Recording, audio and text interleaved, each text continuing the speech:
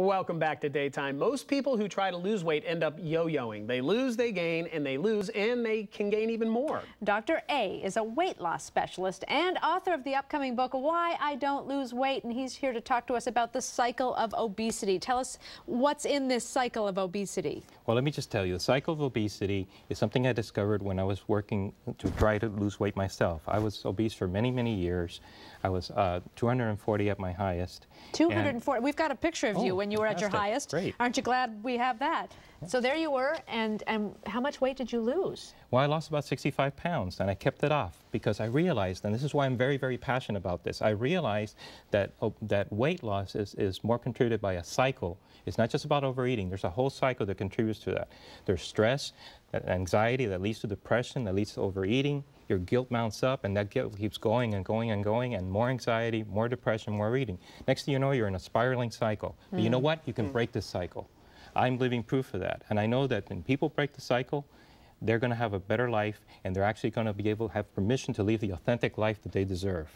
Okay. This is why I'm so passionate about it. Well, pictures are one thing, but when you actually show somebody your jeans, why don't you, you know, My jeans or the jeans I wore? Well, the jeans you used to wear, These are the old jeans that you will never wear again. Yes. By the way, can I borrow those jeans? Look at that. I don't think you need them. No. Thankfully, you don't. Those might be a little too big for you, I don't Jamie. know. All right, so almost a whole body. Did you yo-yo for a while before you figured it out? Absolutely, I sure did.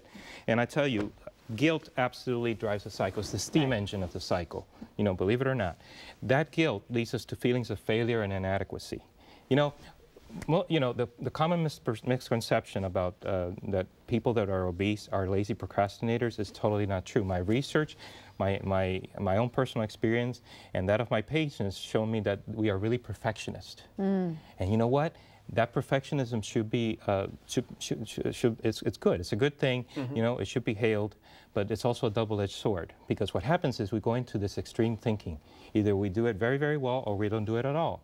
And if we don't do it at all, that looks like, you know, we're lazy, we're quitters, we're not. Really what we're doing is we're afraid of failure. Right. So that's why one of the first tips that I give to people is, you know, confront your feelings of failure and inadequacy. Find out what caused them, because these are the ones that are going to put you right back into that cycle. And guess what? Every time you go back into that cycle, it gets worse and worse and worse. This is why when you gain the weight back, you gain it and then some. So it's more of a mental challenge than a physical challenge, isn't it? You Absolutely. have to get a handle on this before you can get a handle on that. You know what? Overeating, it's important. I do surgeries on a lot of patients. Yeah. Surgery is important. Diets are important. All of that is necessary. But you know, overeating is the effect and not the cause. You got to treat the cause. This is why this is so different. People have to understand that. You got to treat the cause in order to keep weight loss permanently. So in your book, you said that you need to set short, attainable goals. And I'm assuming that you went ahead and lost your weight over time versus some of the you know, low carbs, quick weight loss, correct? Absolutely. What happens is, you know, here's our perfectionism again. You know, if we set goals that are way too difficult for us to attain and we fall short, the drop is really high.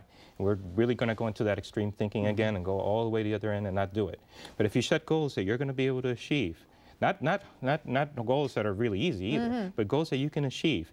And even if you really don't get there all the way, the drop is a lot less, you're actually going to manage that better. You're going to have a lot more success doing it. How about the goal of, instead of saying, I have to lose 150 pounds, how about, I have to lose 5 pounds over the next 2 weeks? Absolutely, and that's exactly what I tell my patients. You know, let's work on it like this. Don't try to change all your habits at once. No. Don't try to quit smoking right away. Don't exercise right away. I have my patients start exercising after they lost 30 to 40 pounds, because you know what? And that's what I did. I felt better, I had less pain, I had more energy. Just even 30 or 40 pounds, just that gives you more energy. And all of a sudden, you're more likely to stick to exercising then. All right, well, and we're almost out of time, but I wanted you to talk to us real quick about damage control mode. My favorite. Okay. Oh, this is absolutely my favorite. Really quick. When you're faced with extreme stress in your life, don't kid yourself. You're not going to lose more weight. You're not going to be able to go to the gym. You're not going to have the energy. And so put the rest of your energy, whatever you have left, into minimizing the damage you do to yourself. Okay. Okay, Dr. A, thank you, and congratulations on getting it off and keeping it off. My pleasure. Book is called Why I Don't Lose Weight, Conquering the Cycle of Obesity.